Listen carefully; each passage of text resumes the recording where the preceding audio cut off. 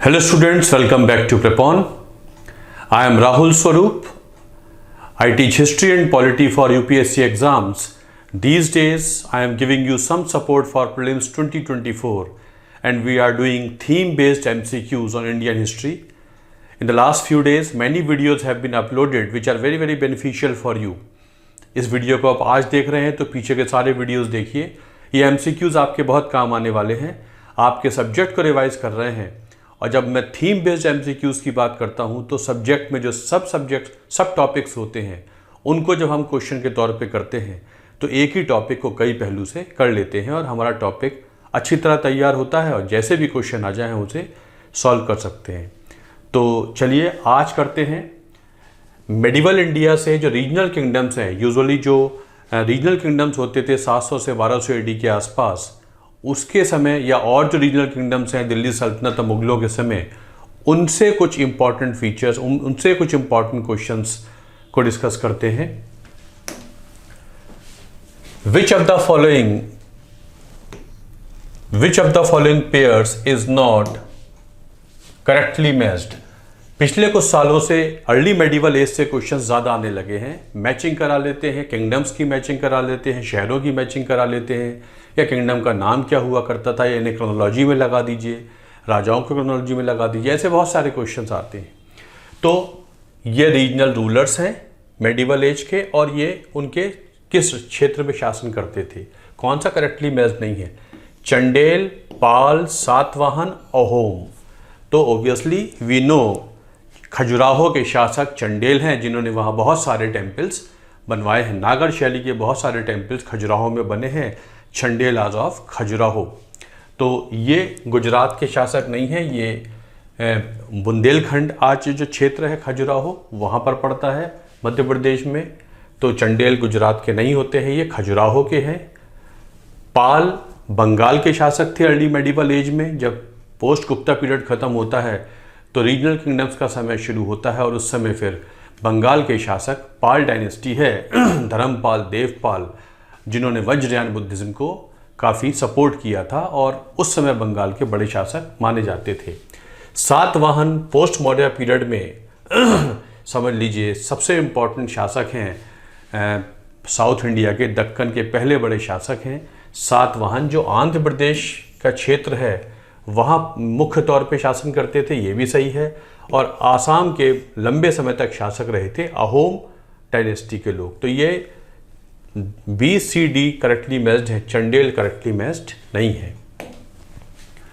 Which of the following pairs is not correctly matched. Again शहरों के older names और उनके नाम जो आज इस्तेमाल होते हैं आज के संदर्भ में.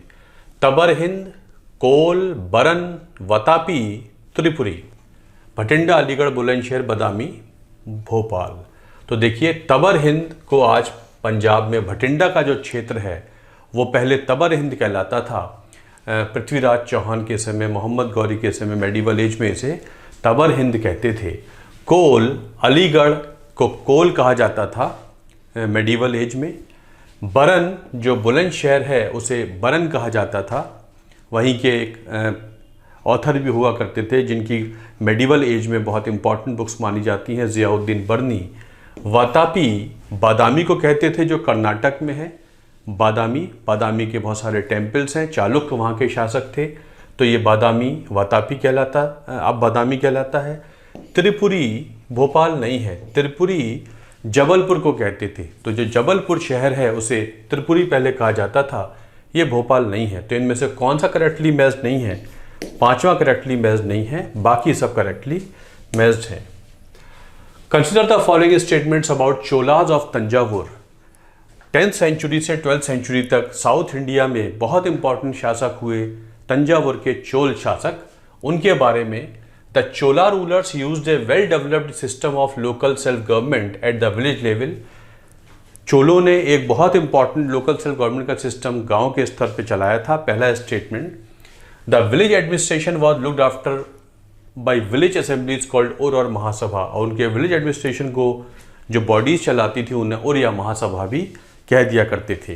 इनमें से कौन से स्टेटमेंट सही हैं.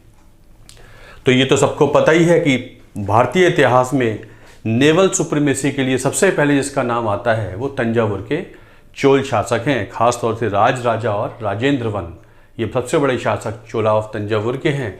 तो ये बिल्कुल सही है। और दूसरी खास बात यह है कि वो लोकल सेल्फ गवर्नमेंट के लिए सबसे इंपॉर्टेंट माने जाते हैं। नेवल सुप्रीमेसी तो उनकी थी ही थी, साथ साथ लोकल सेल्फ गवर्नमेंट के लिए बड़े इंपॉर्टेंट माने जाते हैं। उनका एक अभिलेख मिला है, उत्तर मेरूर अभिलेख मिला है उत्तर मेरूर से, वहाँ पर किस तरीके से गाँवों को लोकल कमेटीज़ चलाती हैं जिन्हें वरियम कहते हैं। बाकायदा जो वरियम के मेंबर्स होते हैं वो इलेक्शन से आते हैं, वोटिंग से आते हैं। ये सिस्टम चोलाज आज से 1000 साल पहले इस्तेमाल किया करते थे। तो ये लोकल सेल्फ गवर्नमेंट के लिए चोलाज बहुत इंपॉर्टेंट माने जाते हैं अपार्ट फ्रॉम नेवल सुप्रीमेसी। और ये बिल्कुल सही है। Village administration was looked after bye village assemblies, गाँव की जो असेंबली थी उन्हें उर या महासभा कहा करते थे। दोनों ही स्टेटमेंट सही हो जाते हैं। Next question, consider the following statements about culture in the period of Delhi सल्तनत। दिल्ली सल्तनत के पीरियड में जो कल्चर के बारे में एक क्वेश्चन है। Malik Muhammad Jayasi wrote Padmavat in Persian language. The book talks about Chittor conquest of Alauddin Khilji. इनमें कौन सा इनकरेक्ट है? इसको बहुत ध्यान देने की ज़रूरत रहती है, कई बार यही पर्सनली मिस्टेक हो जाती है। अब मलिक मोहम्मद जैसी रोड पद्मावत, जब जल्दबाजी में क्वेश्चन करते हैं तो पूरा सेंटेंस नहीं पढ़ते हैं। मलिक मोहम्मद जोशी ने पद्मावत लिखी है, बिल्कुल सही है। फ़ारसी में नहीं लिखी, ये किताब फ़ारसी में नहीं है, उर्दू में नहीं है, हिंदी में हुआ करती है। मलिक मोहम्मद जैसी की पद्मावत हिंदी की किताब है, उर्दू या फ़ारसी की नहीं है। पूरा नहीं पढ़ेंगे तो सिली मिस्टेक हो जाएगी, तो पहला गलत हो जाता है। ये बात सही है कि ये अलाउद्दीन खिलजी की जो 1303 में चित्तौड़ कॉन्क्वेस्ट हुई थी उसके बारे में है, मलिक मोहम्मद जैसी की पद्मावत। इसी में फिर वो जौहर के बारे में काफ़ी कुछ बताते हैं, जो वो किस्सा कहानी है। तो सेकंड स्टेटमेंट तो सही है, पहला सही नहीं है। तो इनमें से कौन सा इनकरेक्ट है? First is incorrect, is the answer. Which of the following dynasties constructed Gol Gumbaz at Bijapur. अब बीजापुर में गोल गुम्बद किसने बनाया था? बहमनी किंगडम बना था मोहम्मद तुगलक के समय। उसके 5 टुकड़े होते हैं, बीजापुर, गोलकुंडा, अहमदनगर, बरार, बीदर। बाद में अहमदनगर, बीजापुर, गोलकुंडा ज़्यादा बड़े 3 ही मुख्य रहते हैं। तो उसमें जो बीजापुर के शासक थे वो आदिल शाही डायनेस्टी के लोग होते थे और उन्होंने गोल गुम्बद बीजापुर में आदिल शाहियों ने बनवाया था। बहुत सिंपल सा क्वेश्चन है, बहुत simple, typical factual, but just for your revision. Mohammad Adil Shah का टॉम्ब हुआ करता है गोल गुम्बद, जो भारत का सबसे बड़ा समझ लीजिए डोम माना जाता है और विश्व में सेकंड बिगेस्ट डोम इसे मान लेते हैं। गोल गुम्बद बीजापुर के आदिल शाहियों ने बनवाया था। In the context of Arab records about the regional dynasties in early medieval age, consider the following pairs. Early medieval age में अरब रिकॉर्ड्स हमको मिल जाते हैं और वो अपने रिकॉर्ड्स में उस समय की जो डायनेस्टीज हैं उनको कुछ नाम देते हैं। कई बार ऐसे क्वेश्चंस भी आ जाते हैं। तो अरब रिकॉर्ड्स में नाम क्या है और वो डायनेस्टीज कौन सी थी जिनको अरब रिकॉर्ड्स में कुछ और नाम दिया गया है। अल बलहारा, अल जुद्र, धर्मा, ये 3 नाम हमको अरब रिकॉर्ड्स में मिल जाते हैं। और ये उस समय की जो डायनेस्टीज हैं वो कौन सी थी? राष्ट्रकूट, गुर्जर प्रतिहार, पाल डायनेस्टी। तो इनमें से कौन सा करेक्टली मैच्ड नहीं है ये बताना है कि अरबों ने क्या बोला उस समय के जब वो भारत आए थे, व्यापार करने आते थे। अर्ली मेडिवल एज की बात है, तो उसमें क्या कहते हैं वो? तो वो राष्ट्रकूटों को कहते हैं कि राष्ट्रकूट जो हुआ करते हैं, मान्यखेत के राजा राष्ट्रकूट हैं, उन्हें वो अल बलहारा कहते हैं। अल जुद्र वो गुर्जर प्रतिहार को कहते हैं और धर्मा वो पाल डायनेस्टी के राजा, शायद धर्मपाल के नाम से उसे वो धर्मा कहते हैं। तो ये तीनों नाम अरबों ने अपने रिकॉर्ड्स में भारतीय राज्यों के लिए लिए हैं।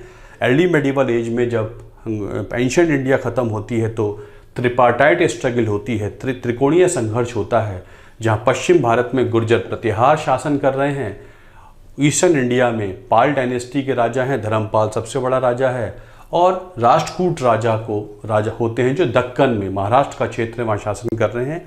अरब उन्हें इन नामों से पुकारते हैं। ये तीनों के तीनों स्टेटमेंट, तीनों पेयर्स बिल्कुल सही हैं। अरबों ने उनको इस तरीके से बोला है। अरब यहाँ पर व्यापार करने आया करते थे। Which of the following was one of the most important causes of rivalry between Vijayanagara kingdom and Bahmani states? जो बहमनी स्टेट्स थी मैंने आपको बताई, अहमदनगर, बीजापुर, गोलकुंडा, बरार एंड बीदर, उनकी और विजयनगर के बीच में एक लड़ाई हमेशा ही चला करती थी, 200 साल तक चलती रही। उसमें कई सारी वजह थी, बट मुख्य वजह क्या थी, which was one of the most important causes of rivalry? Occupation of Raichur Doab, support extended to Portuguese by Vijayanagara rulers, followers of different faiths, none of the above. ये जो बहमनी किंगडम्स थी ये मुस्लिम स्टेट्स हुआ करती थी, मुस्लिम शासक थे। क्या ये वजह थी कि उनका फेथ अलग अलग था, या कृष्णदेव राय ने पुर्तगालियों को गोवा जीतने में मदद की थी? गोवा बीजापुर के पास होता था, क्या ये उनकी लड़ाई की वजह थी? या जो कृष्णा नदी हुआ करती थी, कृष्णा नदी की जो है रायचूर दोआब है, ये कृष्णा है और ये तुंगभद्र नदी है, इनके बीच का एरिया रायचूर दोआब कहलाता था, या रायचूर दोआब को लेके उनकी लड़ाई हुआ करती थी? विजयनगर के पास ये होता है, और जो ये लोग हैं बीजापुर, अहमदनगर, गोलकुंडा, ये भी जीतना चाहते हैं। सबसे फर्टाइल रीजन उस क्षेत्र का होता था। तो और सारे कारणों में सबसे इंपॉर्टेंट कारण ये होता है, जो कृष्ण और तुंगभद्र नदी के बीच का दोआब है, रायचूर दोआब है, वो बहुत बड़ी वजह थी। वो सबसे फर्टाइल रीजन इस लैंड का होता था, उसी के बीच को ऑक्यूपाई करने के लिए लड़ाई चला करती थी। यही एक लड़ाई अर्ली मेडिवल एज में चालुक्य और पल्लवों के बीच में भी चली थी, इसी क्षेत्र को कैप्चर करने के लिए। तो इसका आंसर ए हो जाता है, A is the correct answer. Consider the following about Vijayanagar ruler Krishnadeva Raya. Krishnadeva Raya के बारे में है, Krishnadeva Raya contributed a lot to Telugu literature and wrote a book called Amuktamalyada. Krishnadeva Raya ने तेलुगु साहित्य में काफ़ी काम किया, एक किताब लिख देते हैं Amuktamalyada. He patronised a group of Telugu scholars called Ashtadiggaja, और उनके कोर्ट में कुछ तेलुगु स्कॉलर्स होते थे जिन्हें अष्टदिग्गज कहा जाता है। आसान सा क्वेश्चन है, दोनों ही सही हैं। कृष्णदेव राय ने तेलुगु साहित्य में कंट्रीब्यूशन दिया है, अमुक्तमाल्यद नाम की किताब लिखी है जो बहुत इंपॉर्टेंट मानी जाती है। कृष्णदेव राय ने संस्कृत में भी किताब लिखी है, बट उनकी तेलुगु की किताब सबसे इंपॉर्टेंट अमुक्तमाल्यद मानी जाती है, जो राजा हुआ करते थे विजयनगर किंगडम के, तब जब यहाँ पर साउथ में Krishnadeva Raya was ruling as a very powerful king, तभी वहाँ पर नॉर्थ इंडिया में उन दिनों बाबर के अटैक चल रहे थे। And Krishnadeva Raya was a very very powerful ruler when Babur was laying the foundation of Mughal empire in the north India. India in south was ruled by a powerful king called Krishnadeva Raya, उन दिनों हुआ करते थे। तो और ये सही है कि उनकी कोर्ट में अष्टदिग्गज हुआ करते थे, तो दोनों ही स्टेटमेंट सही हो जाते हैं। Consider the following statements about a dynasty that ruled South India in the medieval age. एक डायनेस्टी के बारे में स्टेटमेंट है, कई बार ऐसे क्वेश्चंस भी आ जाते हैं। The kings were highly dedicated to cultural developments by patronising construction of huge temples. इस समय के राजा कल्चरल डेवलपमेंट कंट्रीब्यूशन के लिए बहुत माने जाते हैं, उन्होंने बड़े बड़े टेम्पल्स बनवाए हैं। They also possessed supreme naval power which help them controlling the Indian ocean not only politically but also commercially. और इतने पावरफुल थे, नेवल पावर इतनी बड़ी थी कि उन्होंने पूरे बे ऑफ बंगाल को अपने कब्जे में ले लिया था। इंडियन ओशन पे उनका आधिपत्य पॉलिटिकल तो था ही, कॉमर्शियली भी होता था, चाइना तक का व्यापार उनके हाथ में होता था। तो ये पल्लव हैं कांचीपुरम के, या पांड हैं मदुरै के, या होयसाल हैं द्वार समुद्र के, या तंजावुर के चोल शासक है, तंजौर के चोल शासक हैं। बहुत आसान सा क्वेश्चन है, तंजावुर के चोल शासक ही माने जाते हैं। राजेंद्र चोल, राजा चोल के समय में ये पूरा का पूरा इंडियन ओशन उनके पॉलिटिकल कमर्शियल कंट्रोल में होता था। उनकी इच्छा के बिना, आज्ञा के बिना मेडिवल एज में दिस इंडियन ओशन के क्षेत्र में व्यापार नहीं हो सकता था। चाइना तक का पूरा क्षेत्र उनके कंट्रोल में हुआ करता था, जहाँ तक ओशन की बात है। और वो अपनी नेवल सुपरमेसी के लिए जाने जाते हैं। बड़े बड़े टेम्पल्स बनवाते हैं, जो द्रविड़ शैली के टेम्पल्स हुआ करते हैं। ऐसे बहुत सारे टेम्पल्स उन्होंने बनवाए हैं, चाहे वो गंगईकोंड जोलपुरम के टेम्पल हो या तंजावुर के टेम्पल्स हो। ये बहुत सारे टेम्पल्स को बनवाते हैं द्रविड़ शैली में। सो ये चोलों के बारे में है। So these are the certain questions about medieval age, early medieval age खास तौर से, जहाँ से क्वेश्चंस पिछले 2-3 साल से ज़्यादा आ रहे हैं। Hope you are enjoying these questions. आपके सब्जेक्ट रिवाइज होते जा रहे हैं। आप इसको लाइक करें, सब्सक्राइब करें चैनल को, इसको सपोर्ट दें, इसको आगे बढ़ाएंगे तो फ़ायदा होगा, चैनल को फ़ायदा होगा। Thanks a lot for watching this video. Thank you very much.